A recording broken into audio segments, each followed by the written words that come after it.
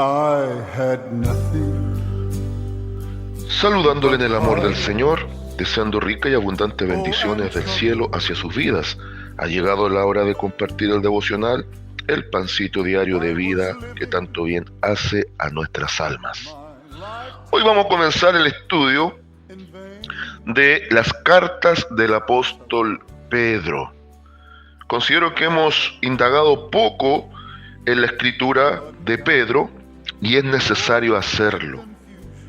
Vamos a comenzar con su primera carta. Vamos a observar algunas cositas importantes de la salutación y vamos a estar meditando bajo el tema la esperanza bendita en Jesucristo el Señor. La esperanza bendita en Jesucristo el Señor.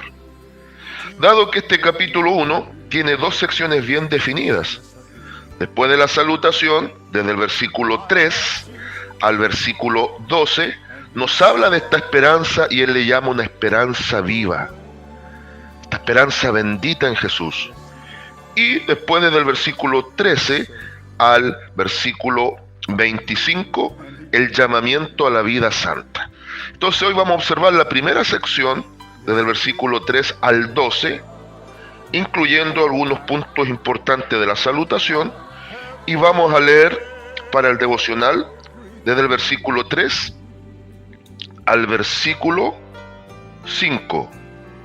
Y dice así la palabra del Señor: Bendito el Dios y Padre de nuestro Señor Jesucristo, que según su grande misericordia nos hizo renacer para una esperanza viva, por la resurrección de Jesucristo de los muertos, para una herencia incorruptible, incontaminada e inmarcesible, reservada en los cielos para nosotros, para vosotros, que sois guardados por el poder de Dios mediante la fe, para alcanzar la salvación que está preparada para ser manifestada en el tiempo postrero.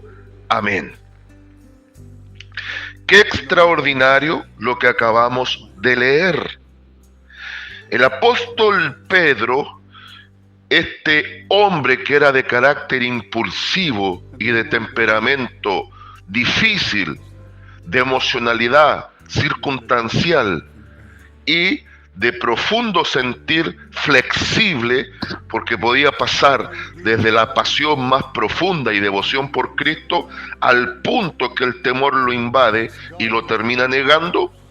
Una vez que el Señor Jesucristo lo restablece después de su resurrección, y usted lo encuentra ya en los pasajes finales del Evangelio según San Juan, le comisiona para pastorear, para guiar, para ser un hombre de Dios que iba a estar también pendiente del rebaño de Cristo. Y vemos el antes y el después en la vida del apóstol Pedro.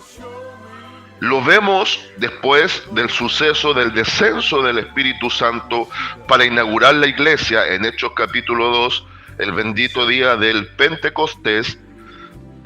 Los vemos dando un discurso, su primera oratoria, su primera manifestación como pregonero de Cristo, donde al menos 3,000 almas son alcanzadas por el poderoso mensaje que el Espíritu Santo entrega usando la vida de este hombre. Ahora lo vamos a ver escribiendo dos cartas, quizás no tan largas, comparadas con algunas cartas tales como la del apóstol Pablo. Romano, no se olvide que tiene 16 capítulos, no se olvide de eso. En cambio, Pedro en su primera carta nos va a presentar 5 capítulos y en su segunda carta nos va a presentar 3 capítulos. Vale decir, en 2 cartas escribe la mitad de lo que Pablo escribió en una sola carta, la cual fue Romanos. Tiene 8 capítulos en 2 cartas.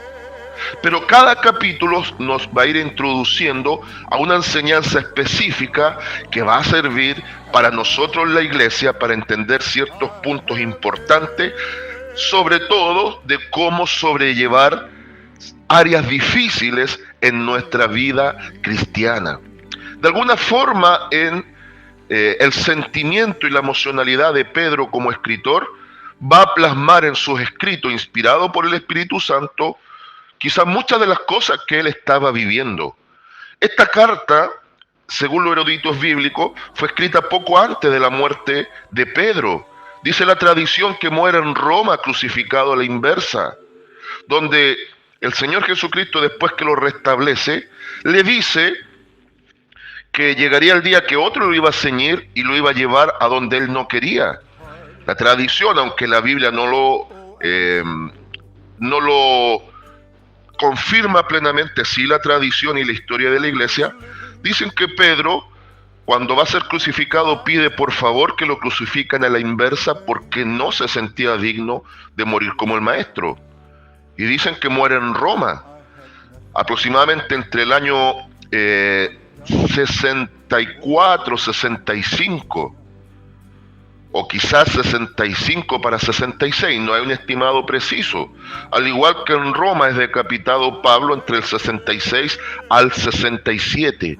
Lo que sí se sabe plenamente que ambos, como mártires cada uno a su manera, Pedro crucificado a la inversa y Pablo decapitado, sí o sí murieron antes del año 70, porque ahí vino la destrucción de Jerusalén y el templo por mano de Tito, que llegó a ser emperador en ese tiempo generalísimo de las fuerzas de su padre, el emperador Vespasiano. Entonces, vamos entendiendo algo.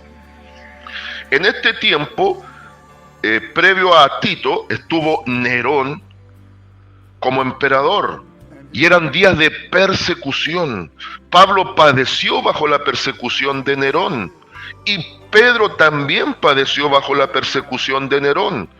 Entonces, podemos comprender que estas dos cartas fueron escritas en tiempo de persecución. Por eso veamos algo de la salutación para entender algunos puntitos importantes y después vamos de lleno a los versículos que hemos leído para darle contexto. ¿Qué dice la salutación? Comienza así su carta el apóstol.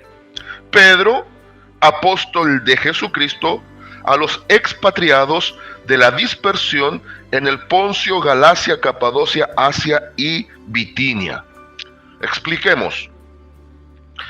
Al igual que Pedro, Pablo tenía la costumbre de presentarse como apóstol de Jesucristo. Y era legítimo que lo hiciesen, porque ya en ese tiempo circulaban cartas supuestamente con autoría apostólica, donde habían cartas que eran fraudulentas. Por eso Pablo en 2 Corintios 11 del 13 al 15 y en Gálatas capítulo 1 del 6 al 10 dice que por un lado en Gálatas no hay que creer ni seguir y ni existe otro evangelio, sino que hay algunos que perturban a la iglesia. Entonces les da el consejo y lo reitera en 2 Corintios 11, 13 al 15, que el diablo se puede disfrazar como ángel de luz porque ese fue su origen y tiene ministros conforme a sus planes y conforme también padecerán su justa causa de juicio. Obreros fraudulentos que se disfrazan como obreros de Jesucristo, cuyo fin será conforme a sus obras. Entonces Pablo dice, no crean a cualquier espíritu. También lo presenta Juan en su primera carta, primera de Juan 4:1, que hay que probarlos. Y Pablo le dice a la iglesia, aunque sea supuestamente un ángel o un apóstol, o sea por espíritu o por carta como que fuera nuestra, no les crean. Entonces, para ellos era imperativo, tanto en las salutaciones iniciales como en las finales muchas veces, dejar su impronta, su sello categórico de veracidad y de fidelidad, que eran cartas reales de ellos. Por eso la costumbre era presentarse inmediatamente y dejar una forma especial de escribir para que la iglesia supiese que era genuina la carta que iba por manos muchas veces de algún secretario o de alguno que apoyaba el ministerio de los apóstoles. Entonces, una vez que se presenta, le escribe a los expatriados de la dispersión. Dos palabras bien interesantes. Esto de ser expatriados se refiere a los extranjeros y peregrinos. O sea, le estaba escribiendo el apóstol Pedro a los judíos cristianos que estaban viviendo en naciones gentiles. Este concepto expatriado lo está diciendo por un lado porque habla de la dispersión, y una dispersión es la diáspora, es haber tenido que ser llevados a diferentes naciones gentiles o haber huido. En este caso, lo más probable, tuvieron que huir producto de la gran persecución que estaba sobre el cristiano, y esto permitido por Dios para que la iglesia no estuviese estática. Entonces le está escribiendo a cristianos, a judíos cristianos, entendiendo que hasta antes del año 70, hasta antes de la destrucción de Jerusalén y el templo, el gran elemento predominante en la iglesia era el elemento judío. Claro que había gentiles, y usted ve los primeros ancestros gentiles en el registro histórico, libro de los Hechos, capítulo 10. Con Cornelio en adelante ya comienza a entrar el elemento gentil, vale decir, el pagano que proselita se convierte al cristianismo. Pero originalmente todos los cristianos comenzaron siendo judíos, no nos olvidemos de eso. Lo que ocurre es que después del año 70 desaparece prácticamente la facción judía en el cristianismo y quedó netamente y predominantemente un cristianismo gentil, vale decir, el mundo de los paganos convirtiéndose a Cristo. Pero acá le está escribiendo a hermanos que son judíos cristianos, que están ahora dispersos en zonas de naciones gentiles. Pero este lenguaje, extranjeros y peregrinos, después se usa también en estas cartas hermosas para referirse a los que ya ahora transitan por esta tierra siendo habitantes de la tierra, pero como ciudadanos del cielo aquí en la tierra. ¡Yuhu! ¿Es usted un extranjero y peregrino en esta tierra? Yo lo soy. Espero que usted también. Por eso, de alguna forma, igual, esta carta nos habla clara y abiertamente a nosotros. Después nombra cinco áreas de naciones gentiles que hoy calzan con la zona de Turquía, la zona turca, Ponto, Galacia, Capadocia, Asia y Bitinia. Esa es la actual Turquía. Por lo tanto, habían hermanos judíos convertidos que estaban en Turquía, producto de la persecución romana encabezada por Nerón, ese perverso emperador. Ahora, veamos el segundo versículo. Elegidos según la presciencia de Dios Padre, en santificación del Espíritu, para obedecer y ser rociados con la sangre de Jesucristo. Gracia y paz os sean multiplicadas. A ver si es buen observador, a ver si es buen lector, y a ver si tiene buena comprensión de lectura. ¿Qué le llama la atención de lo que presenta el versículo 2 para entender de esta esperanza bendita de salvación en Cristo? ¿Qué cosa? A ver, le escucho, quedo atento. Ya, sí, le habla a los elegidos, perfecto, pero ¿habrá algo más? La palabrita presciencia, bien hermano, bien hermana, la palabrita presciencia tiene que ver con el preconocimiento. Por lo tanto, aquí está la predestinación. Los que de antemano fueron conocidos, fueron llamados, están justificados, ahora están siendo santificados y un día serán glorificados. Aquí se está presentando la salvación en su orden hacia el cristiano. Bien, pero hay otro elemento. Vea cómo en la salvación el apóstol Pedro presenta a Dios actuando en Trinidad. Señores que niegan la Trinidad, amigos que ustedes están en la duda si Dios es trino, observe que toda la Biblia en pasajes claves, sobre todo ligado a salvación, presenta claramente la Trinidad actuando. Aquí aparece el Padre, el cual nos elige de antemano en su preconocimiento para salvación, aparece el Espíritu Santo que nos está santificando, llevándonos hacia la meta de salvación, y aparece que todo esto lo capacitó la sangre de Jesucristo que nos limpia en base a la obediencia. ¿Se va dando cuenta? No es cualquier carta. Y ya el saludo nos enseña muchísimo. Ahora vamos al grueso de la meditación en los versículos que hemos leído. En base a esto, ahora Pedro va a presentar esta esperanza. Él le llama una esperanza viva. ¿Por qué? Porque está puesta en un Dios vivo. Por lo tanto, es una esperanza bendita de salvación. Y no se olvide que la esperanza está ligada a la fe. Esta es una salvación por fe, que nos va a propiciar una esperanza, una expectativa y una paciencia de aquí a que se concrete en plenitud. Y dice, bendito el Dios y Padre de nuestro Señor Jesucristo, que según su grande misericordia, vale decir el perdón de los pecados, nos hizo renacer. Ojo con esa palabra. Pedro está hablando del nuevo nacimiento que asegura esta esperanza de salvación. Todo nacido de nuevo vive, camina, se conduce y muere si es necesario en esta esperanza bendita por el hecho de saber que es un elegido de antemano en el preconocimiento de Dios y que ha sido nacido de nuevo a esta esperanza viva de salvación bendita. Y habla de que esta esperanza se sustenta y se suscita en la resurrección de Jesucristo de los muertos. Aquí tiene plena coincidencia el escrito apostólico de Pedro, con los escritos apostólicos de Pablo.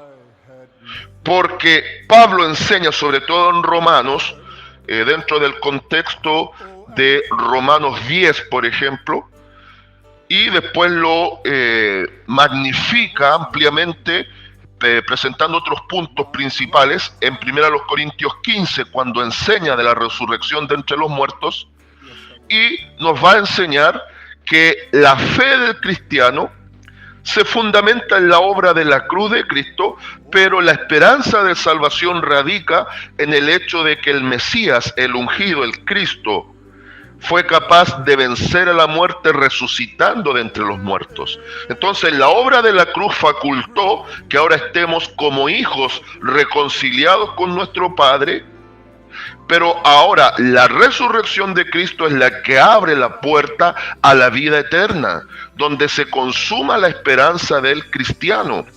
Si Cristo iba a la cruz y cumplía a cabalidad la obra de la cruz, pero no existía resurrección, su muerte habría sido en vano, y nosotros, si no existiese resurrección, también sería vana nuestra fe. Pero como Cristo muere en el madero, derrama su sangre, nos faculta para, por la fe, se active la gracia de obediencia hacia salvación para nosotros. Ahora estamos caminando en nueva vida como nuevas criaturas que hemos nacido de nuevo, y la fe es una fe viva, en una esperanza viva, en una esperanza bendita de salvación. Porque Cristo resucitó, promete vida eterna a los que están bajo su promesa de salvación. Versículo 4, para una herencia, ponga atención, mire lo futuro que nos espera. Para una herencia, número 1, incorruptible, número 2, incontaminada, número 3, inmarcesible, y número 4, que está reservado en los cielos para la iglesia. Pablo en Efesios nos presentaba esto como una realidad concreta. Pero eso está como algo concreto ya en la mente de Dios, que en el pasado ya nos salvó y que desde ahí ya nos proyecta hacia el futuro como salvos. Y nosotros tenemos que entender que ya estamos en los lugares celestiales como glorificados, pero todavía en el proceso de santificado en nuestro tiempo presente. Entonces, aquí se va a reiterar lo que Pablo enseñó por medio de la pluma inspirada de Pedro. La salvación es un asunto de 3 tiempos para nosotros. Ya concretada en el pasado en la mente de Dios, se va a consumar en una realidad plena, en un futuro que conoce Dios, y en el día a día, en el presente, esto se va manifestando en nuestras vidas. Entonces, él habla de que esta herencia futura tiene tres características: incontaminada, incorruptible, incontaminada, inmarcesible. Incorruptible, que no tendrá corrupción. Por eso sangre y carne no puede heredar el reino de los cielos. Es necesario que seamos revestidos de gloria como Cristo fue revestido de gloria. Entonces ahí no va a haber corrupción. Habla de eternidad y pureza de eternidad.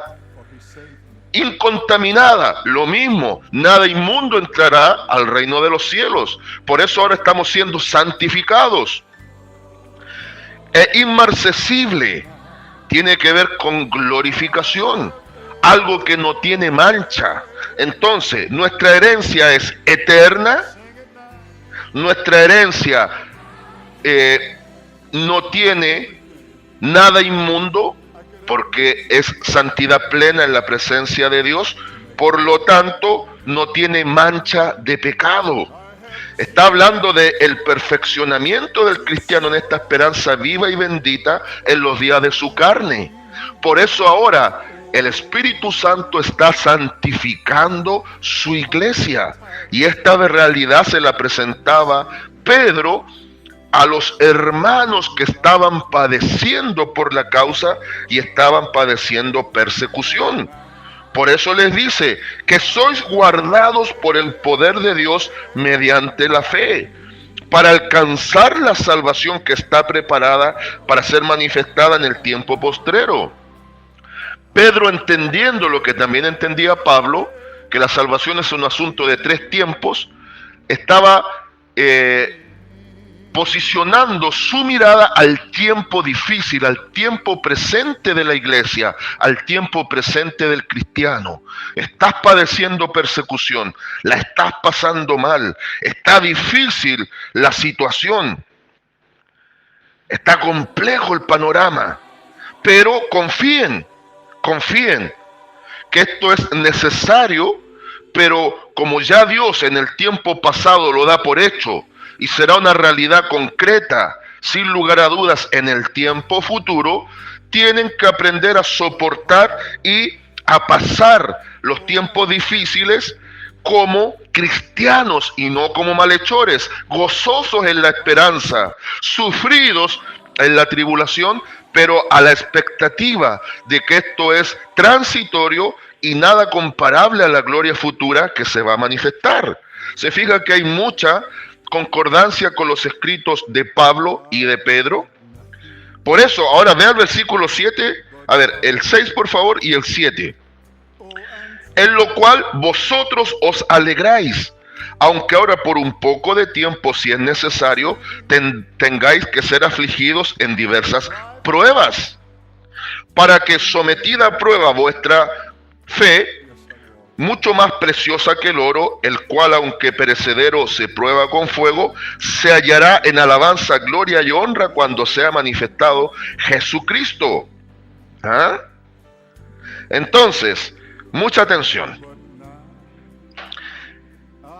Pedro le está escribiendo una iglesia que está siendo perseguida, una iglesia que está expatriada, pero que no se olviden que aunque están expatriados sin nacionalidad fija, ellos son extranjeros y peregrinos aquí en la tierra porque son ciudadanos del cielo, que están dando un testimonio, están padeciendo, están sufriendo. Sin embargo, tienen que tener muy claro que la meta final va a ser el cielo y lo transitorio va a ser simplemente el tiempo preparativo, no el definitivo.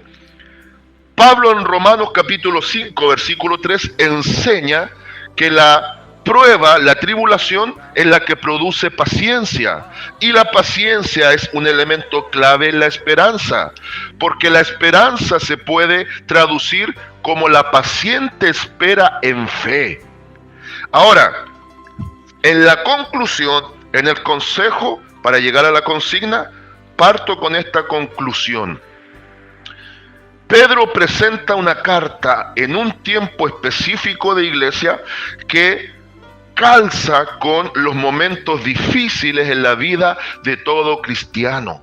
Hermano, hermana mía, consiervo en Cristo, todos pasamos momentos difíciles. Todos pasamos momentos que de alguna forma el diablo se ensaña y nos persigue. Pero hay dos formas de padecer.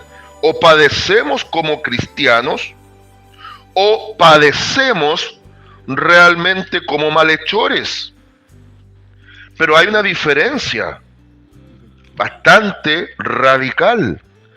Cuando padecemos como malhechores, o sea, si hacemos las cosas mal, solamente vamos a estar cosechando lo que mal sembramos. Ahí no hay alabanza, ahí no hay mérito alguno, ahí no hay nada digno de ser reconocido, sino que debiésemos, si estamos padeciendo por algún mal hecho que cometimos, una mala acción, tendríamos que pedir perdón y confesarnos delante de Dios y arrepentirnos profundamente. Pero, si usted sabe que le están calumniando, le están persiguiendo y el diablo le está haciendo la vida imposible, si es por causa del cristianismo, si es por causa del llamamiento, si es por causa de lo preparativo para la gloria, aunque nos cueste, amados hermanos en Cristo, tenemos que aprender a gozarnos en medio del dolor, tener una esperanza viva, una esperanza bendita en Cristo, que Él un día vendrá por nosotros, ya sea individualmente o colectivamente como iglesia, que vamos a gozar la gloria. No va a ser comparable el sufrimiento presente a la gloria futura. Por lo tanto, consejo, cobra ánimo, hermano. Cobra ánimo, hermana. Sigue adelante, consiervo en Cristo, que los padecimientos son generales para toda la iglesia. Y a veces tu padecimiento y el mío, comparado con lo que padecen otros cristianos, es juego de niños. ¿Has pensado en los hermanos que habitan en las zonas comunistas terribles donde decir ser cristiano cuesta la muerte? ¿Qué pasa con los hermanos cristianos en Corea del Norte, en la China comunista, en las facciones más duras de México, donde adoran la Santa Muerte y el catolicismo romano está impregnado hasta los huesos? ¿Qué pasa con ellos? ¿Qué pasa con los hermanos misioneros que entregan su vida por la causa de Cristo? Cobra ánimo y cobra fuerza. Consigna y lema para el día de hoy: la esperanza viva radica en la obra de Cristo y no en nuestras fuerzas. Saludo de paz, amor y bendición desde Longaví a cada uno de ustedes.